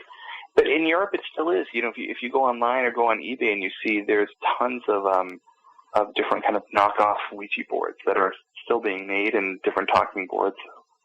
Now, we sort of talked about this earlier, and you just mentioned it, and I had this question sort of like, in the back of my mind here. I wanted to make sure that I got to it. What sort of like constitutes a knockoff of the Ouija board? Was it, is it the layout of the letters and everything, or is it just all the different stuff in the corners? Like if I wanted to make a fake or a knockoff Ouija board, what would you just like slap different symbols in the corners and that counts and you're okay, you're not going to get sued, that kind of thing? Yeah. So basically all that's left for the Ouija board is kind of a copyright on how it looks, and meaning like not necessarily the layout of letters, but the symbols that are on it, and the trademark itself, the word Ouija. Yeah. So you can use the same layout, the same two arcing letters and the numbers kind of in a straight line, and you can use a sun and a moon, but they can't look the same. And I think if you put people playing it in the corners and use the sun and the moon, you're asking to get in trouble.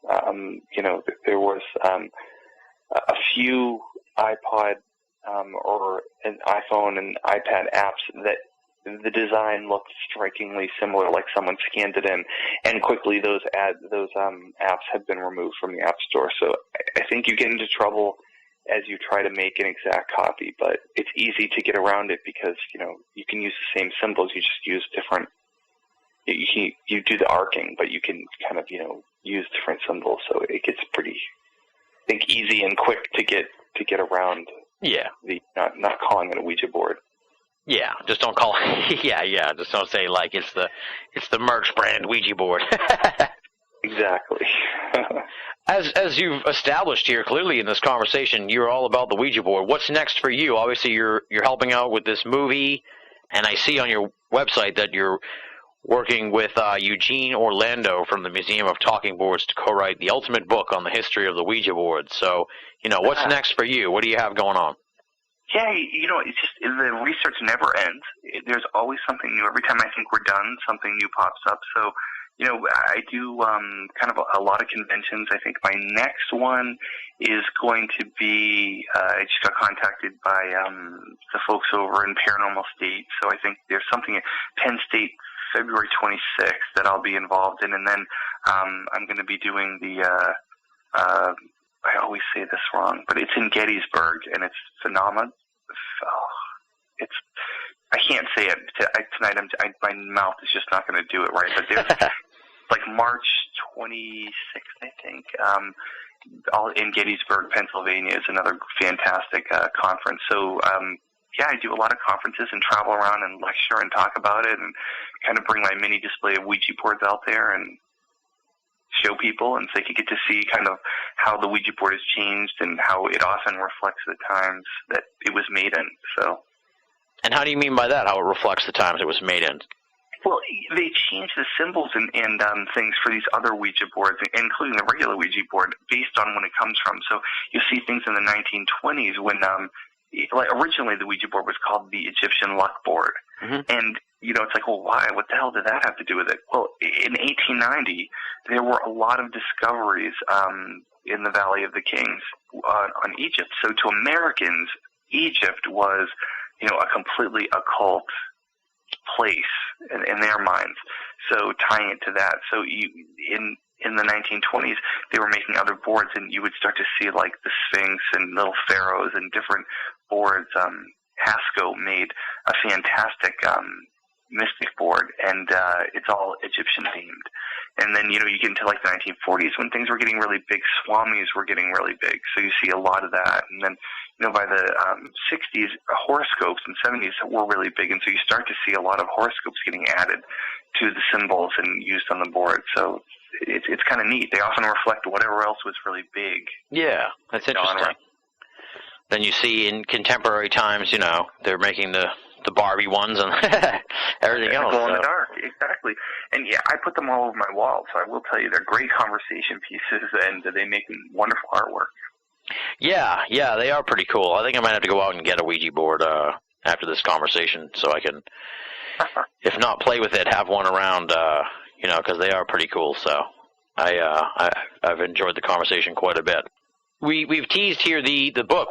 Do we have any sort of timetable on when people can expect to get their hands on a copy of the definitive history of the Ouija board? I wish.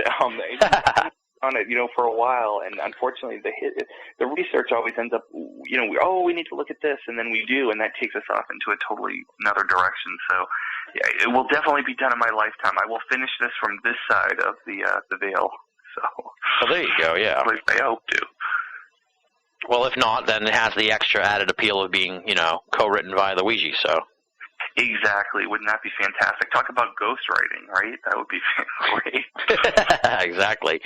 Well, Murch, I got to say, I've had an amazing time talking to you, and your passion for this subject is really infectious. I mean, you really it's just great to listen to and great to take part in and participate in this conversation. So, hopefully folks out there learned about the history of the Ouija here and got a different point of view on it. And that, I think, is really important to come out of this conversation, too, that they've heard a lot of horror stories about the Ouija board, especially if they're in the paranormal community. But, it's time to take a step back and take a rational look at this and realize that, what you bring to the table is a large part what you get out of it, too. So, it's not the Ouija board, folks. It's you. It's you that's that's conjuring all this stuff. And like I said, your passion for the subject is really something to behold. And I wish you the best of luck. It's been great talking to you. We'll definitely talk to you again in the future. You're only, a stone's throw from where I am. So hopefully, we can get together sometime and grab a beer and talk more about this stuff and the paranormal community, at length. I would love that, and thank you so much for having me on and the patience on, the many reschedules that it took us to get here. But, don't even worry about it. I'm glad we did, and it's a pleasure. Anytime, I'm happy to come on, and I'm always good for a beer, that's for sure. Absolutely. Nice. Like to hear that. That does it for this week's edition of BoA Audio Season 6. Big thanks to Robert Murch for coming on the show. Be sure to check out his website, www.robertmurch.com, robertmurch.com, as well as williamfold.com, and you spell fold, F-U-L-D. Links are all over BoA. Be sure to check out the websites. Lots of cool information there on the Ouija board. Moving right along now, it's time for BoA Audio listener feedback, and we got a couple of short ones this week and a long one as well, so let's just dive right in. First one comes from Kirk, no hometown listed. Here's what he has to say. I heard your interview with Dr. Curran. If you want to try your hand at cracking the Voynich manuscript, Wikipedia has got JPEGs of the whole thing. Peace out, Kirk. Well, thank you for the heads up, Kirk. Solving a mystery of sorts that we had on the program last week, so if folks want to check out more about the Voynich manuscript, punch it into Wikipedia, and they've got some JPEGs of it. I will definitely be heading over there to take a look. Next email comes from Thomas, no hometown listed. Here's what he has to say. Only 2 shows in around 2 months? Are we looking at game over, Tim? I know you've said otherwise. As they say in England, the proof is on the pudding. And that comes from Thomas, no hometown listed. I don't even know what to say there. First of all, I can't apologize any more than I have in the past few installments of the program for the delays that have been going on here at BoA HQ the last few weeks. We're very close to getting things back up and running, and again, thanks to all the folks who've been sending us very supportive emails. As I said to Thomas, who actually posted this on my Facebook page today, of all days, when I'm putting together the latest edition of BoA Audio, child, please BoA is not going anywhere. We've got a bunch of great episodes in the pipeline, and things seem to be rolling along a lot smoother than they had in the last month or so. I know you may be skeptical hearing that from me right now, but trust me, as Thomas likes to say, the proof is on the pudding, and I will put the proof on the pudding by putting out more BoA audio at a faster rate than we have the last few weeks. Thank you for your amusing post, Thomas. No worries, BoA is not going anywhere, just a bump in the road. The final email this week comes from Jim in Dearborn, Michigan, and here's what he has to say. Just a quick note of support and thanks for one of the few podcasts that has survived my discerning audio palette. You are consistently interesting and well-researched, with a diverse array of guests and a genuine drive for knowledge that makes your show a pleasure to listen to. For my part, here are a couple things not to sweat. Time between show posts. Your recent longer intervals between posts has given me time to listen more than once. I have listened to Bix Weir 3 times, Phil and Brogno twice, and I'm starting in on Dr. Bob Curran for the 2nd time. Because you're so well prepared and so interested in your guests, your shows are very dense with information and bear multiple listens very well. Swearing. You swear, on air at least, for emphasis or as casual interjection. Not at all uncommon among friends and associates at this period in history. Your show is, as often as not, more like a recorded conversation than a formal interview, which is one of the attractive things about it. So the swearing is not at all out of place. People who swear excessively create the impression that they lack the ability to express themselves more precisely or intelligently. You are definitely not in that category, and your sliding age scale of appropriate use of swears was brilliant. Anyway, next time I get to Massachusetts, I'm totally buying you some beers. Keep up the good work, you're awesome, etc. Jim in Dearborn, Michigan. Thank you for writing in, Jim. Much appreciated. Really am speechless about the kind things you've had to say. This sort of email here, like the one from Jim, is an example of the really awesome support we've gotten from the folks out there who are BoA audio hardcore listeners who are really seriously supporting the program. I really am just so appreciative of that. I know it's been a very difficult stretch here for the show the last 6 weeks or so, and I kind of joked about it there with Thomas, but trust me, I am taking this very, very seriously, and we are supremely focused on BoA audio right now. I know it doesn't look that way when you look at the posting times between episodes, but trust me, we've got a lot going on the cooker here at the BoA kitchen, and definitely on the back burner as well. You'll be hearing about some of these killer episodes as we keep going here in Season 6, but we are really trying to find some of the most compelling researchers to feature here on the program week after week.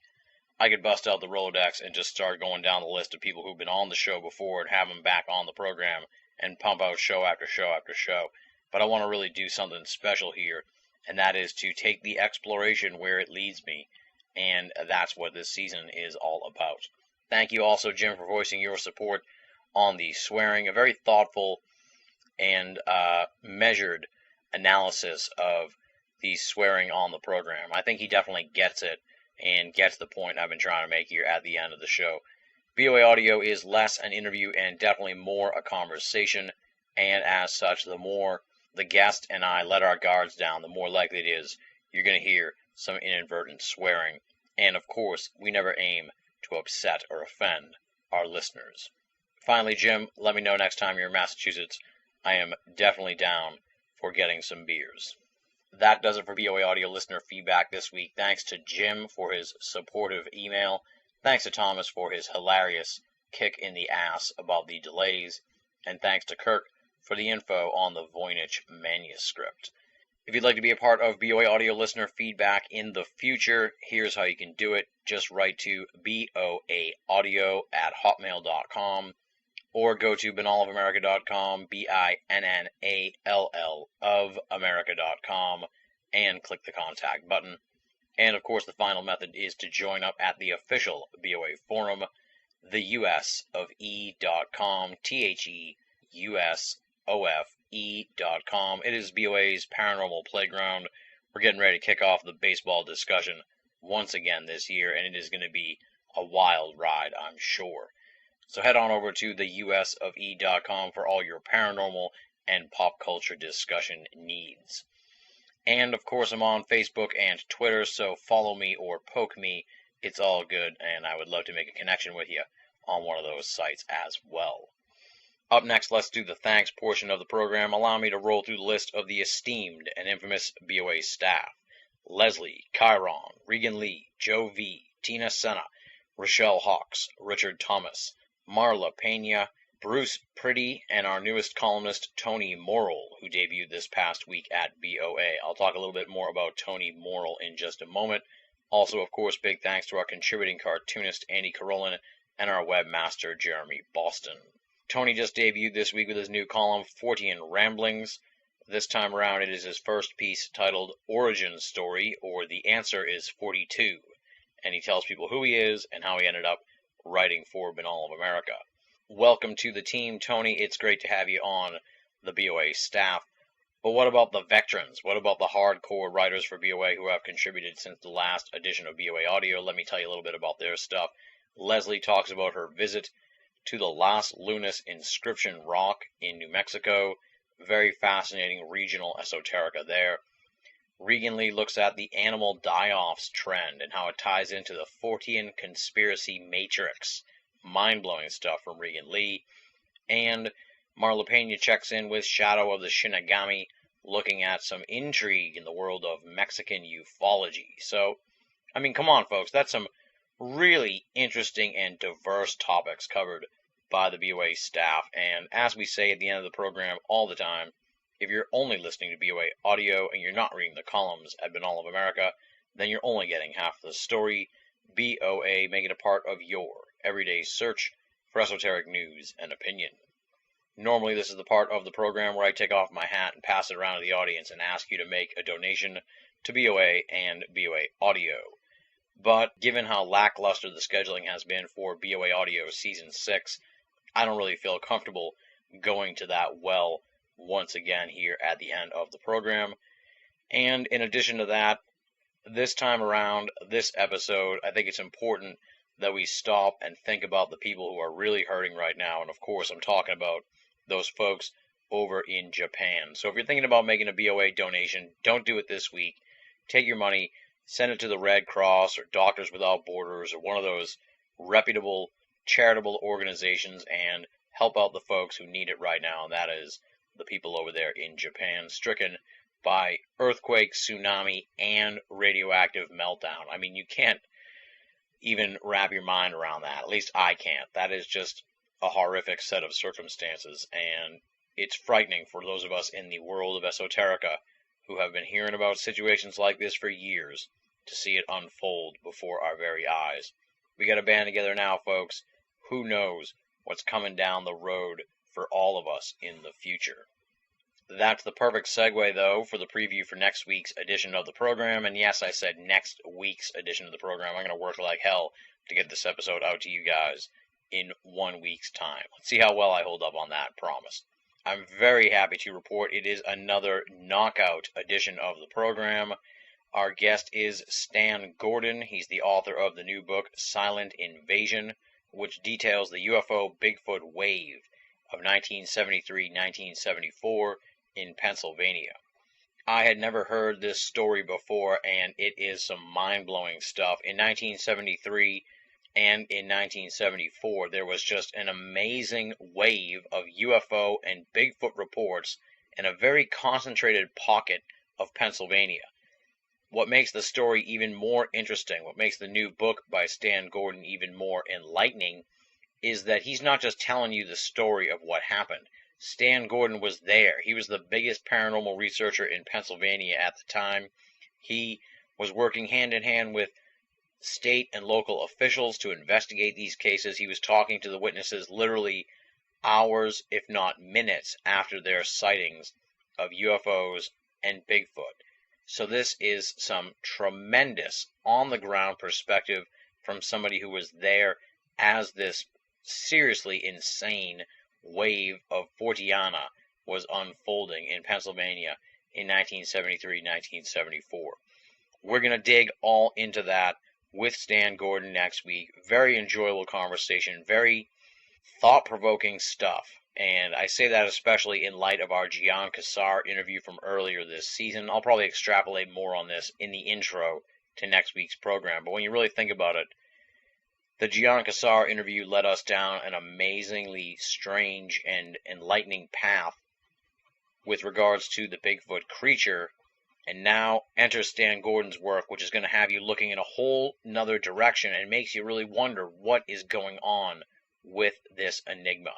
That's next week on the program. Stan Gordon, Silent Invasion, the UFO Bigfoot Wave of 1973-1974 in Pennsylvania.